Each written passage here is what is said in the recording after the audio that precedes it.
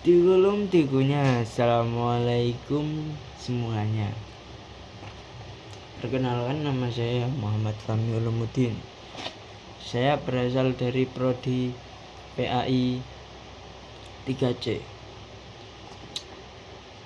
Di sini saya akan menjelaskan bab 4 tentang landasan penelaahan ilmu.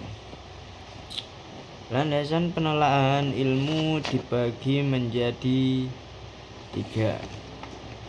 Yang pertama, relevansi ontologi dalam ilmu politik. Ontologi adalah ilmu atau ajaran tentang segala sesuatu yang ada, hakikat wujud. Relevansinya dengan ilmu politik menentukan batasan dan hakikat dari objek yang ditelaah, yaitu ada 3. Yang pertama, objek formal ilmu politik. Agar praktik ilmu politik terbebas dari keraguan, objek formalnya dibatasi pada manusia seutuhnya di dalam fenomena atau situasi manusia dan politik. Yang kedua, hakikat manusia dalam politik.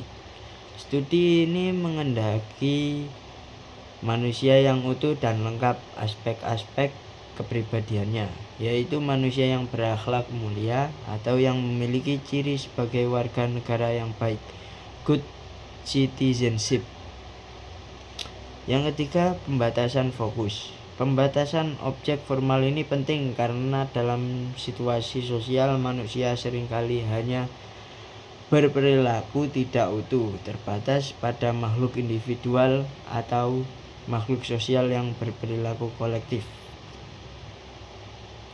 Yang kedua yaitu pembahasan yang kedua yaitu relevansi epistemologi dalam ilmu politik. Epistemologi adalah cabang filsafat yang mempelajari secara mendalam dan radikal mengenai asal mula, struktur, metode, dan validasi.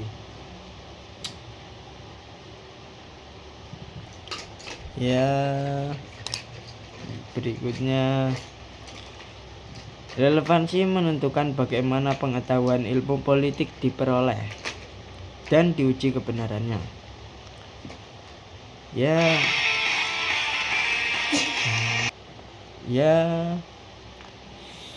Berikutnya yaitu epistemologi dibagi menjadi 3. Yang pertama, pendekatan fenomenologis. Penelaahan objek formal ilmu politik memerlukan pendekatan fenomenologis yang menggabungkan studi empiris dengan studi kualitatif fenomenologis. Yang kedua, kearifan, wisdom. Penelitian dalam ilmu politik tidak hanya bertujuan untuk pemahaman Verstehen, melainkan untuk mencapai kearifan atau kebijaksanaan, wisdom, mengenai fenomena politik. Yang ketiga, ilmu otonom. Dasar epistemologis ini memastikan bahwa ilmu politik dikembangkan sebagai ilmu yang otonom, yang memiliki objek formal dan problematikanya sendiri, dan tidak hanya menjadi ilmu terapan, meskipun tidak dapat hanya mengandalkan pendekatan kuantitatif atau eksperimental. Berikutnya yaitu uji kebenaran. Uji kebenaran pengetahuan dalam ilmu politik dilakukan secara multi kriteria, yaitu melalui kriteria korespondensi, koherensi, dan sekaligus secara praktis atau pragmatis. Pembahasan yang ketiga yaitu membahas relevansi aksiologi dengan ilmu politik. Aksiologi adalah cabang filsafat yang membahas tentang orientasi atau nilai suatu kehidupan, serta menyoroti masalah nilai dan kegunaan ilmu pengetahuan.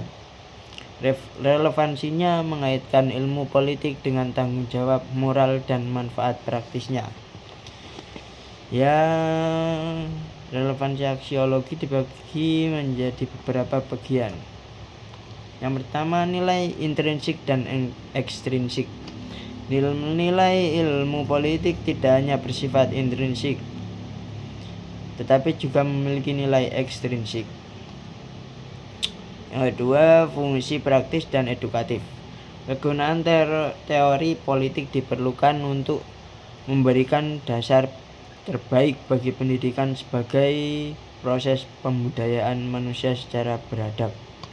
Menelaah dasar-dasar kemungkinan bertindak dalam praktik melalui pengendalian pengetahuan negatif dan peningkatan pengaruh positif dalam politik.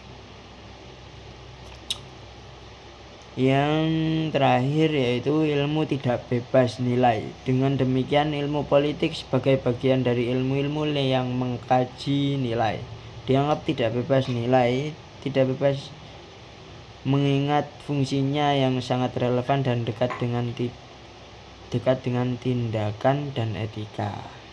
Ya, sekian dari saya. Wassalamualaikum warahmatullahi wabarakatuh.